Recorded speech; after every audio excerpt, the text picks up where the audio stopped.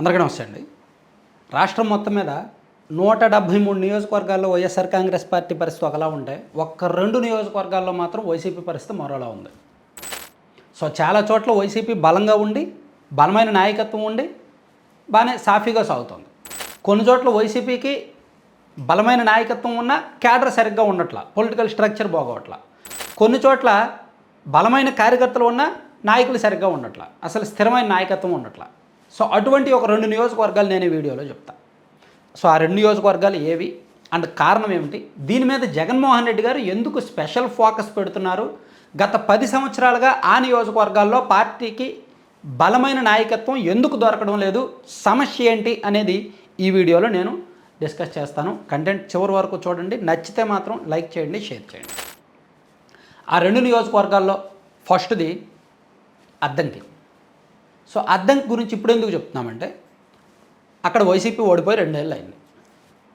So కూటమి ప్రభుత్వం అధికారంలోకి వచ్చాక అక్కడ వరుసగా 4 సార్లు ఎమ్మెల్యేగా గెలిచిన గొట్టిపాటి రవికుమార్ గారు ప్రస్తుతం మంత్రిగా ఉన్నారు. టీడీపీ పార్టీలో బలమైన పొజిషన్లో ఉన్నారు. సో ఆయనకు అక్కడ నియోజకవర్గంలో బలమైన వ్యవస్థ ఉంది, బలమైన పొలిటికల్ స్ట్రక్చర్ ఉంది, పార్టీలో మంచి పేరుంది. సో ఇంకా తిరుగులేని నాయకుడిగా ఉన్నాడు ఆయన.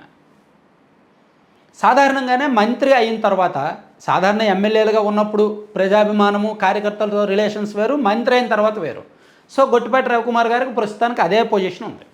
ఆయన ఇప్పుడు మాత్రం కొంత క్యాడర్ కొంత దూరం అయ్యారు అండ్ పొలిటికల్ స్ట్రక్చర్ కొంత డిస్టర్బ్ అయింది, ప్రజల్లో భిన్నాభిప్రాయాలు వస్తున్నాయి. ఇక్కడ ఈ నియోజకవర్గానికి వచ్చేసరికి టీడీపీకి వైసీపీకి సమానమైన అవకాశాలు ఉంటాయి. రెండిటికి ఒకే ఒక్క తేడా ఏంటంటే రవికుమార్, గొట్టిపాటి రవికుమార్ గారు, ఆయన నాయకత్వమే, ఆయన వ్యవహార శైలే అక్కడ ప్లస్. సో ఆయనే రెండిటికి కూడా ఒక ప్రధానమైన అడ్డంకి. ఆయన్ను ఢీకొట్టే ఒక సరైన నాయకత్వం వైసీపీకి దొరకట్ల.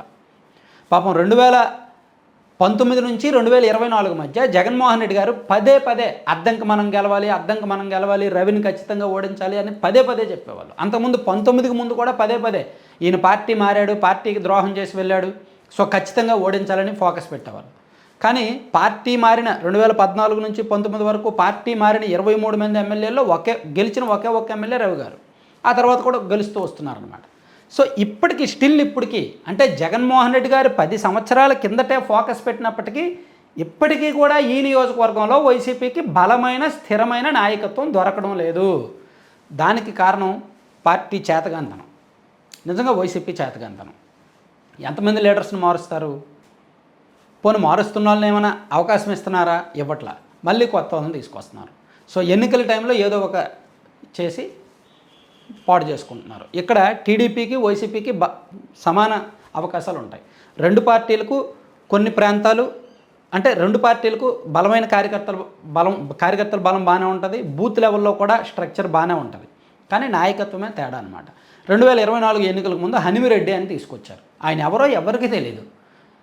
ఎన్నికల్లో ఆయన పోటీ చేశాడు అంతే, ఏదో పార్టీ జగన్మోహన్ రెడ్డి గారిని నమ్ముకొని, పార్టీ గుర్తును నమ్ముకొని పోటీ చేశాడు, ఓడిపోయిన తర్వాత అడ్రస్ లేదు. అసలు ఆయన ముందే తెలుసు ఈయన ఉండడు అని ముందే కేడర్కి అర్థమయ్యే ఇంకా ఆయన వదిలేశారు. తర్వాత కొన్నాళ్ళు చూసి ఇప్పుడు కొత్తగా ఒక ఇన్ఛార్జిని వేశారు. ఈ ఇన్ఛార్జ్ గారి పరిస్థితి కూడా అసలు బాలే.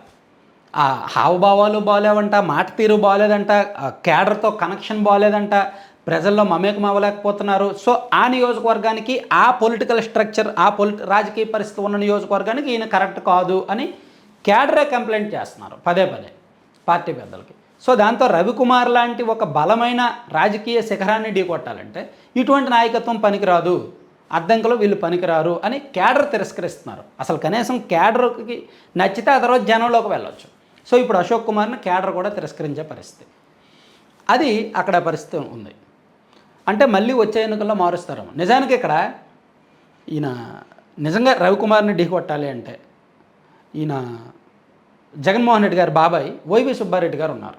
ఆయన ప్రెస్టీజియస్గా తీసుకోవచ్చుగా, ఆయనో లేదంటే ఆయన కుమారుడో దిగొచ్చు. కానీ వాళ్ళకు కూడా నమ్మకం లేదు, ఏమో గెలుస్తామో లేదో అనే భయంతో వాళ్ళు నేరుగా దిగరు. ఎవరినో ఒకరిని వాళ్ళ మనుషులను తీసుకొచ్చి పెడతారు, పోగొడతారనమాట. సో అందుకు అక్కడ సొంత పార్టీలోనే తిరుగుబాటు వచ్చి వైసీపీ ఇప్పుడు చీలిపోయింది. కాబట్టి వైసీపీ మరింత బలహీనపడింది. ఇక పరుచూరు కూడా అంతేనండి. ఆ పక్కన ఉన్న నియోజకవర్గమే, అద్దంకి నియోజకవర్గాన్ని ఆనుకొని ఉన్న పరుచూరు కూడా అంతే. ఇక్కడ కూడా అంతే. వైసీపీ గత 10 సంవత్సరాలుగా స్థిరమైన నాయకత్వం కోసం చూస్తూనే ఉన్నారు. ఎన్నికల టైంలో ఎవరినో తీసుకొస్తారు, వాళ్ళు ఓడిపోతారు, తర్వాత వెళ్ళిపోతారు, మళ్ళీ ఇన్ఛార్జిని మారుస్తారు. ఇది సో ఇక్కడ కూడా 2024 ఎన్నికల టైంలో బాలాజీ గారిని తీసుకొచ్చారు, ఆయన పోటీ చేశారు, వర్కౌట్ అవ్వాల. ఎన్నికల తర్వాత ఆయన వెళ్ళిపోయారు. ఇప్పుడు కొత్తగా ఇన్ఛార్జిగా దాదాపుగా 1 year అయింది అనుకుంటా, గాది మధుసూదన్ రెడ్డి గారికి ఇచ్చారు. ఈయన కూడా అంతే, నియోజకవర్గంలో తిరిగేది తక్కువ, కేడర్తో మమేకమయ్యేది తక్కువ. సో ఇక్కడ కూడా సేమ్, పరుచూరు నియోజకవర్గంలో కూడా వైసీపీకి టీడీపీకి బలమైన స్ట్రక్చర్ ఉంటుంది, 2 పార్టీలకు ఈక్వల్ అవకాశాలు ఉంటాయి. ఇక్కడ కూడా ఒకే ఒక అడ్డం ఏలూరు సాంబశివరావు. ఆయన ఈ నియోజకవర్గంలో ఒక బలమైన నాయకుడిగా స్థిరపడ్డాడు, వరుసగా 3 సార్లు ఎమ్మెల్యేగా గెలిచాడు. భవిష్యత్తులో కూడా ఈయనకు వాటమి లేదు అనుకునేంతగా బలమైన రాజకీయ పునాదులు నిర్మించుకున్నాడు. అండ్ వైసీపీ కూడా బలహీనతలు, ఆ పార్టీకి స్థిరమైన నాయకత్వం లేకపోవడం, అది ఒక పెద్ద సమస్యగా మారింది. ఈ 2 నియోజకవర్గాల్లో సిమిలారిటీస్ ఏంటంటే, పార్టీ అభ్యర్థులు తరచూ మార్పు, నాయకులు తరచూ మార్పు. ఈ 2 నియోజకవర్గాల్లో సేమ్ పొలిటికల్ ఈక్వేషన్స్ ఉంటాయి.